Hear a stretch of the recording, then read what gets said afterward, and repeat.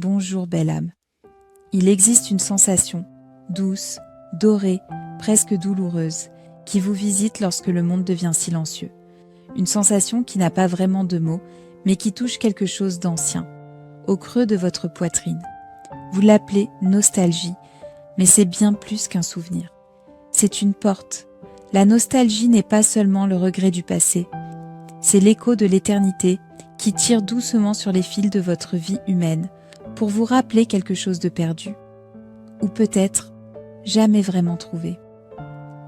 C'est le parfum d'un instant qui n'a jamais existé, l'image d'un lieu que vous n'avez jamais vu, la voix d'un être que vous ne pouvez nommer, mais que vous aimeriez entendre encore une fois.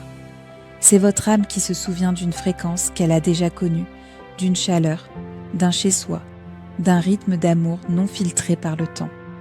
Parfois, la nostalgie est tendre. D'autres fois, elle vous transperce. Mais elle n'est jamais là pour vous blesser. Elle est là pour vous rappeler que vous n'êtes pas seulement humain. Vous êtes un être tissé d'étoiles et de silence, et une partie de vous se souvient de mondes bien au-delà de celui-ci. Cet arbre sous lequel vous vous asseyez enfant, ce sentiment d'appartenance que vous ne pouvez expliquer, cette étrange mélancolie d'un amour que vous n'avez jamais connu ici, tout cela est réel. Pas selon la logique du mental, mais selon la mémoire du cœur. La nostalgie n'est pas un vide, c'est une trace sacrée. Ce qui reste quand l'amour a traversé un lieu.